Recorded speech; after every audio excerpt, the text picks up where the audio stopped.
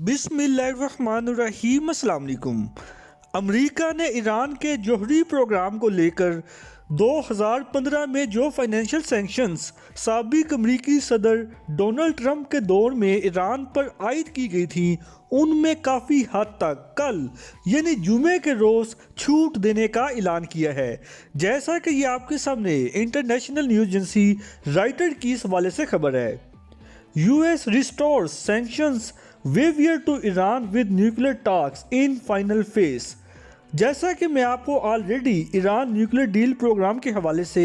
अपनी old videos में तफसीली तौर पर आगाह कर चुका हूं, इसलिए मैं आज उस तफसील में नहीं जाना चाहता, बल्कि आज का ये मेरा वीडियो बनाने का असल मकसद ये था कि आखिर क्यों अमेरिका ईरान के आगे घुटने टेकने पर मजबूर हुआ है। क्या अमेरिका को ये खौफ था कि कहीं उसका मिडल ईस्ट में टोटली इन्फ्लुएंस ख़त्म ना हो जाए, जैसा कि इस वक्त ये खबरें गर्दिश कर रही हैं कि अरब ममालिक इंक्लूडिंग UAE और सऊदी अरेबिया अमरीकी ब्लॉक को खैर आबाद करते हुए चाइनीज़ ब्लॉक का हिस्सा बनने जा रहे हैं, या फिर अमेरिका को ये खौफ था कि अगर ईरान पर फाइनेंशियल सैंक्शंस ना हटाई गई तो कहीं वो जौहरी मुल्क ना बन जाए। जैसा कि आपको मालूम है कि साबिक अमरीकी सदर डोनाल्ड ट्रंप ने 2015 में जब इसराइल के दबाव में आकर वियना में ईरान के जौहरी प्रोग्राम के हवाले से जो मुज़ाकरात जारी थे उनको यकतरफा फैसला करते हुए ख़त्म कर दिया था, जिसके बाद ईरान पर फिर से फाइनेंशियल सैंक्शंस आयद कर दी गई थी और उसके नतीजे में ईरान ने यूरेनियम इनरिचमेंट में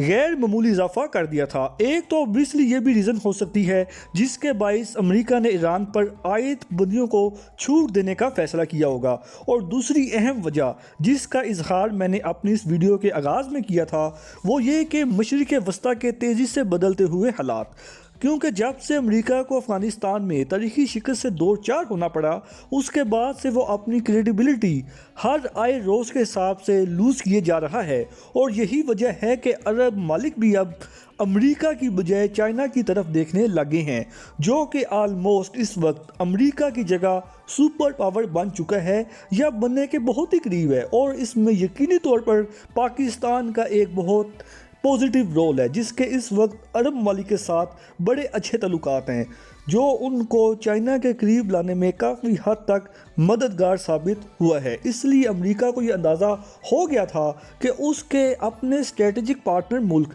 यानी UAE और सऊदी अरेबिया से मुस्तकबिल में हालात ख़राब हो सकते हैं, इसलिए उसने ईरान पर से पाबंदियाँ नरम करने का पत्ता खेला।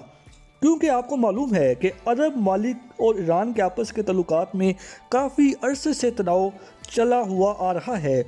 जिसमें अब फिर भी अल्हम्दुलिल्लाह माजी की निस्बत काफ़ी कमी आई है, जिसमें पाकिस्तान का एक बहुत अहम रोल था, और अब चाइना भी मैदान में आ गया है, जिसके इस वक्त ईरान समेत तमाम अरब ममालिक के साथ बेहतरीन तल्लुकात हैं। क्योंकि चाइना की एक बहुत अच्छी खूबी है कि वो किसी मुल्क की अंदरूनी सियासत में टांग नहीं अड़ाता एज़ कम्पेयर टू US। उसका मकसद किसी मुल्क से तल्लुकात रखने का सिर्फ ये होता है कि जहाँ वो किसी बरूने मुल्क में इन्वेस्टमेंट करने को पसंद करता है, सेम अपने मुल्क की इन्वेस्टमेंट को इंक्रीज़ करने को भी तरजीह देता है, जिससे डेफिनेटली उस मुल्क की अपनी माशियत और मजबूत हो सकती है। और अरब ममालिक तो वैसे भी तेल की पैदावार से माला माल हैं, इसलिए चाइना तो इन मालिक से ट्रेड करने को ऑब्वियसली प्रेफर करेगा, और इसलिए अब इस बात का इम्कान जाहिर किया जा रहा है कि चाइना ईरान और अरब ममालिक के दरमियान एक मीडिएटर का रोल भी प्ले कर सकता है, जिसके बाद इस बात का कभी इम्कान है कि जो इस्लामी ममालिक के दरमियान काफ़ी अरसे से माहौल टेंस बना हुआ है उसमें यकीनी तौर पर कमी आ सकती है, और इंशाल्लाह आएगी, क्योंकि अमेरिका का वक्त अब ख़त्म होने जा रहा है और इस्लाम का पूरी दुनिया में छाने का वक्त इंशाल्लाह बहुत करीब है। तो इस पूरी सूरत हाल में यही बेहतर होगा कि खुदारा उम्मत मुस्लिमा तकसीम होने की बजाय फिर से यकजान हो जाए, और इस मकसद के लिए जो भी मीडिएटर का रोल प्ले करता है, फिर चाहे पाकिस्तान, चाइना हो या इराक, उनकी इस एफर्ट की कदर करें और इस पर अमल पैरा होने के लिए संजीदगी से गौर करें। फिलहाल आज के लिए इतना ही, मिलते हैं इंशाल्लाह अगली वीडियो में, तब तक के लिए इजाज़त। अल्लाह पाक हम सब का हामी नासिर हो। पाकिस्तान जिंदाबाद।